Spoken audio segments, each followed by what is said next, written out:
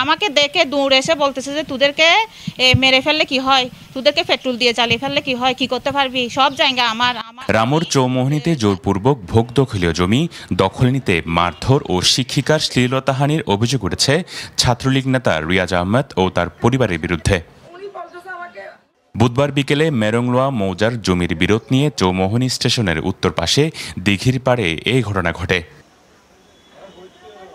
ভুক্তভোগীরা জানান, হঠাৎ অতর্কিত অবস্থায় তাদের উপর মারধর করে এবং দীর্ঘদিনের ভোগদখলীয় জমি দখলে নিতে হয়রানি করছে প্রতিনিয়ত।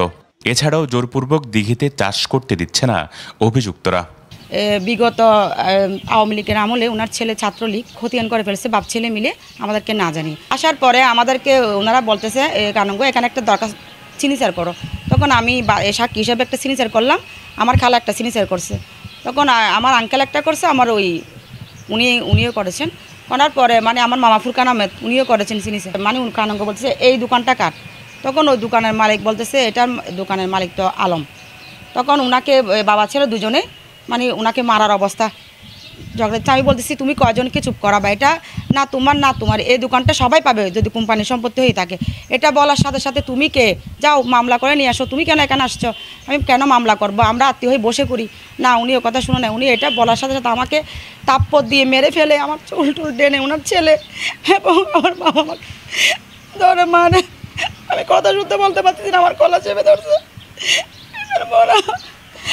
আমাকে পাবলিক এসে তোরা হাসপাতালে নিয়ে গেছে, ওখান থেকে রামুতা নেই, আমি একটা ঝাড় করেছি।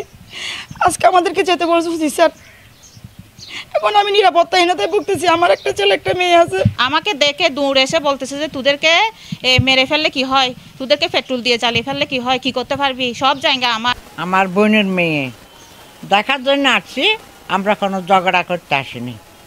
কি বলো দেখতে আসছি, হঠাৎ করে আমার বোনের মেয়েকে বাগিনীকে এমন মারছে এতগুলো লোকের সামনে চৌমোহনীর মোড়ের মধ্যে। 180 ফিট জায়গার দক্ষিণ সাইডে নীলুফার ইয়াসমিনেরা ওনারা দখলে আছে, আর 90 ফিট আমার ওয়াইফ দখলে আছে উত্তর দিকে। আমাকে খারাপ জায়গা দিছে, সেই জায়গা শ্রদ্ধা দূর করে বিল্ডিং গড় করিয়া ফেলাইছে আমার। এবং থানাতে অভিযোগ করলে থানায় কোনো অ্যাকশন নেয় না, ওই এসিলেন্টও নেয় না। কি একটা অবস্থা হয়ে গেছে, অরাজকতা।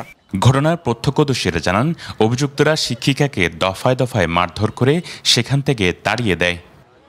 দেখি তোর কি হই কখনো দিকে মারি এর মারানো মাইছে দে মারি এর মারানো ভরা আমার তুইও ধরে আবার মারছি ওরে তো আর হইতে এই মাইলে আর তুইও কোনা তারপর মাইলে তো গরজ যা করে তারা জানো বিচার এটা তো করি না পারে জনগণের সামনে। শিক্ষিকাকে সবাদ দিয়েছিল একটা দেখছি, এরপরে আবার ওখানে ঘটনা হয়েছিল। এ বিষয়ে অভিযুক্তরা অভিযোগ অস্বীকার করে দাবি করেন অভিযোগগুলো সব মিথ্যা ও ভিত্তিহীন এবং তাদের সম্মানহানির জন্য করছে। আমার নামে একটা ভুয়া মিথ্যা নিউজ করে আমার মানহানি করার জন্য আমি একটা দায়িত্ব আছি বিএনপির, সেই জন্য ওনারা আওয়ামী লীগের দোষর। এটা আমাদের পৈতৃক সম্পত্তি, তারা মিরাজি সম্পত্তি যতটুকু হয় তার চেয়ে বেশি ভোগ করতেছে, তারা খাজনা দায়লা পর্যন্ত দেয় না। এই ঘটনায় ভুক্তভোগী বাদী হয়ে রামু থানায় একটি অভিযোগ দায়ের করেন। সুষ্ঠু বিচার এবং সমাধান দাবি করছেন ভুক্তভোগী পরিবার ও স্থানীয়রা। News desk, Penowa.